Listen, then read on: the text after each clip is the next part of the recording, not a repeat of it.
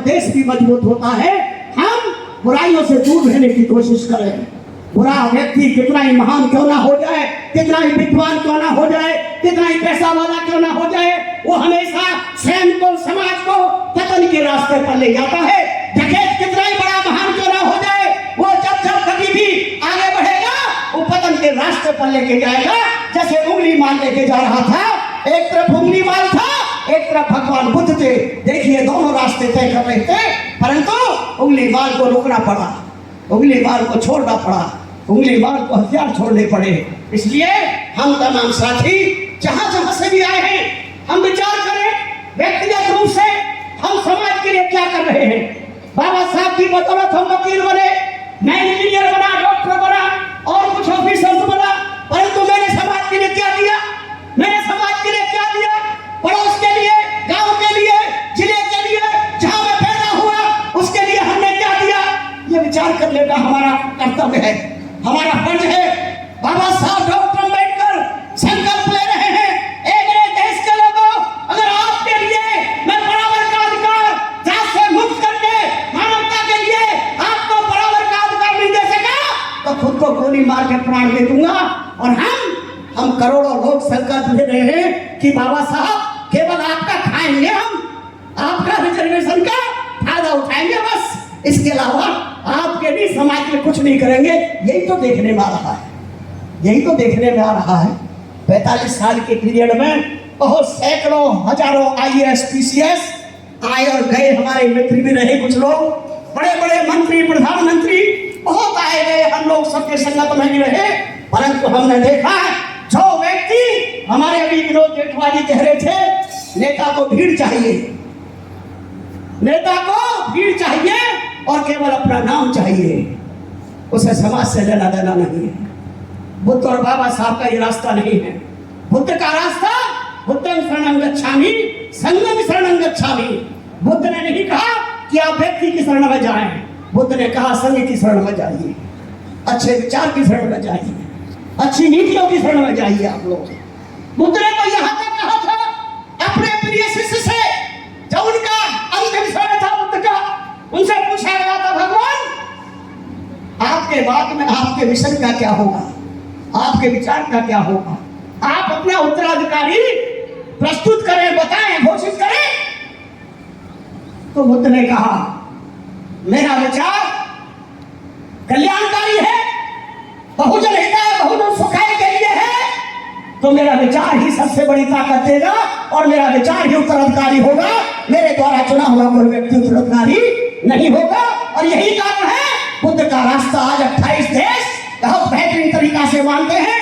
Japan, Thailand, Lanka, Burma, Cambodia से लेकर के अमेरिका से लेकर के तमाम संसार के लोग बुद्ध को मानते हैं।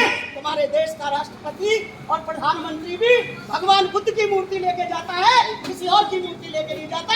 आपने देखा होगा। तमाम चीजें मैं आपको इसलिए बता रहा हूँ। राष्ट्रपति, प्रधानमंत्री, बड़ी से बड़ी हस्ती जो भारत की है, जब जापान, थाईलैंड, लंका, अमेरिका, दूसरे कंट्री में जाते हैं तो वो भगवान बुद्ध के प्रतिमा को लेके जाते हैं। देखा होगा आपने, और देखा ही नहीं होगा। दुनिया की मीडिया में आता है कि हम बुद्ध देते हैं, युद्ध नहीं देते दुनिया को। हम बुद्ध देते हैं, भारत के लोग युद्ध नहीं देते दुनिया को। जब वो लोग जो आपको सुबह उठा करके खाकी कच्चा पहना करके तमाम प्रकार के पाखंड को स्थापित करने के लिए तुम्हारा इस्तेमाल करते हैं, सुबह की शाखाएं लगाना उनका काम नहीं था। श्रमिक वर्ग, पूरे भारत का जो मेहनत का समाज है, यह उस समाज का काम था। बाबा साहब ने आदेश दिया था, मेरे समाज के लोगों, आप लोगों के पास में यूनिवर्सिटी नहीं है, आपके पास में बड़े बड़े हॉस्पिटल नहीं है, आप अपने बच्चों को अमेरिका, लंदन जाकर के स्वस्थ नहीं करा सकते। आप प्राकृतिक स्तर से जो कुछ आपको मिला है, आप सुबह सुबह उठे और अपने बच्चों को अच्छी ऑक्सीजन दें। प्रातः काल उठिए, व्यायाम करिए, मॉर्निंग वॉक करिए, यहाँ से आपका स्वास्थ्य ठीक बनने का काम होगा। और जब आप इकट्ठे होंगे तो आपका संगठन बनने का भी काम होगा। इस बात का नाम प्रातःकालीन संगठन लगाना होता है। साथियों, इन चीजों को दूसरों ने ले लिया, जो अच्छी चीज है आपकी दूसरों ने ले लिया। ये जो संघ शब्द दिया उन्होंने ये बुद्ध से लिया है, उनके पास संघ शब्द नहीं था कहीं भी। देखिए अधिनायकवाद में जहां अधिनायकवाद हो, जहां राजतंत्र, जहां लोकतंत्र ना हो, राजतंत्र हो, वहां पर संघ नहीं हो सकता।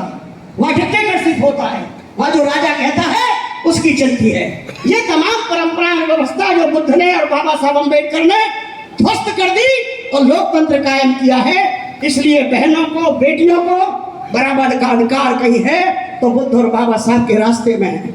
समता सैनिक उस रास्ते पर चलता है। समता सैनिक का काम केवल परेड कराना ही नहीं है, समता सैनिक का काम केवल अनुशासन लाना ही नहीं है, उनकी संस्कृति को बदलना है, समाज की सोच को बदलना है। हमारे युवा अच्छे ऑफिसर बने, अच्छे एडवोकेट बने, उनको वैज्ञानिक दृष्टिकोण की तरफ मोड़ना चाहिए। पूरे देश और समाज को इस दिशा में जाना चाहिए। बाबा साहब ने तो कहा था, मेरे देश के लोगों, आपको मंदिरों में जाने की जरूरत नहीं है, क्योंकि मंदिरों ने कोई चपरासी तक नहीं दिए। आप बताइए क्या मंदिरों ने कोई चपरासी भी बनाया पूरे भारत में? एक भी आप भेजिए अपने बच्चों को कॉलेज में, यूनिवर्सिटी में, तो आपके बच्चे इंजीनियर बनेंगे, डॉक्टर बनेंगे, राष्ट्रपति बनेंगे, जस्टिस बनेंगे, चीफ जस्टिस बनेंगे। ये बाबा साहब का आदेश है, ये बाबा साहब का आदेश है। और इसी आदेश को मानते हुए उमेश सिंह गौतम और हमारे तमाम दल के पूरे भारत के लोग, जिसमें आदरणीय भगवान दास जी जो हमारे गुरु रहे 1967-68 से लेकर के, वो बाबा साहब के विचार को फैलाते थे, बाबा साहब के साथ रहे थे। आदरणीय भगवान दास जी जो सुप्रीम कोर्ट के एडवोकेट थे और हमसे पहले राष्ट्रीय अध्यक्ष हुआ करते थे समता सैनिक के, उनके बेटे राहुल दास जी हमारे बीच में खड़े हो जाएंगे। आप डॉक्टर हैं, एमबीबीएस एमडी हैं और नई दिल्ली नगर पालिका के चीफ मेडिकल ऑफिसर हैं। ये ऐसे साथी हैं जो बाबा साहब के विचार को फैलाने का काम कर रहे हैं। ठीक इसी प्रकार से 40 साल से मेरे साथ चलने वाले आदरणीय बीडी जी वो खड़े हो जाएंगे, आदरणीय गंगा सागर जी, आदरणीय अशोक सागर जी, ये राजकुमार गौतम जी, मैडम मीरा रानी गौतम जी, बुगालिया जी, ये तमाम साथी, और ये मैडम कमला बुगालिया जी, और आपके बीच में साथी बैठे हुए हैं। ये 35-40 साल से लगातार पूरे भारत में समता सैनिक को फैलाने का काम कर रहे हैं। मैं इनको धन्यवाद देता हूँ, सैल्यूट करता हूँ। कहीं भी डिगे नहीं, हटे नहीं, और बड़े बड़े रेलवे के ऑफिसर हैं इन लोगों में से, इसलिए मैं आपको इनका उदाहरण पेश कर रहा हूँ। हमारे तमाम साथी है, कोई एजुकेशन से रिटायर हैं, कोई रेलवे से रिटायर हैं, ये तमाम बड़े बड़े ऑफिसर भी रहे हैं और दल को फैलाने का काम करते रहे हैं। मैं भी सरकार के विभाग में रहा हूँ, 38 साल से सर्विस में रहा, परंतु 45 साल से दल का काम कर रहा हूँ। ये तमाम बात मैं इसलिए कह रहा हूँ, सरकारी व्यक्ति ही समाज की अच्छी सेवा कर सकता है, क्योंकि उसे दो फायदे हैं। उसको पैसा मिलता है बाबा साहब के आरक्षण के बल पर, और उस पैसे के बल पर ज्ञान भी मिलता है। दोनों चीजें जब जिसके पास होती हैं, वो समाज का अच्छा भला कर सकता है, अच्छी देखभाल कर सकता है। तो हम आज पूरे दिन इस बात के चिंतन के लिए इकट्ठा हुए हैं कि हम मिलजुल करके, जिसके अंदर जैसी क्वालिटी है, कोई डॉक्टर है, कोई वकील है, कोई समाज सेवक है, कोई धर्म उपासक है, कोई दूसरे ड्राइवरी का काम करते हैं, कोई दूसरे प्रकार के टेक्नोलॉजी में एक बढ़िया तरीके से उनमें ज्ञान है। हम सब मिलकर समाज का भला कैसे कर सकते हैं, और बाबा साहब के संगठन को हम घर घर सुबह 5 बजे, हमें चाय मिले या ना मिले, 6 बजे हम नाश्ता करें ना करें, पर बाबा साहब के झंडे को कहीं भी इकट्ठा होकर के सैल्यूट करें, व्यायाम करें, अपनी सेहत को बनाएं, समाज को इकट्ठा करें। हम ये काम करते रहेंगे साथियों, इसमें हमारा कुछ खर्चा नहीं होता। बताइए, सुबह उठने में कोई खर्चा है? कोई खर्चा है सुबह उठने में? जल्दी उठा, इकट्ठे हो जाए कहीं पर, और हम बाबा साहब और बुद्ध के विचारों को फैलाएं।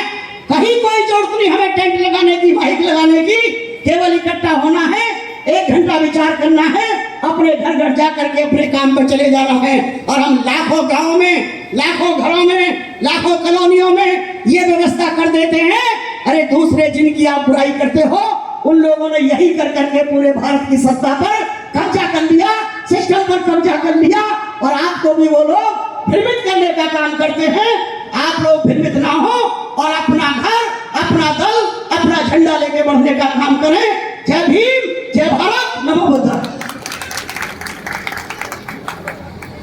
सिद्धार्थ जी, इसको यहाँ करो, ये आता है ना रिकॉर्डिंग करने में, यहाँ रखो। हाँ, यहाँ पे जब कोई आए तो यहाँ से बोलो बस। बहुत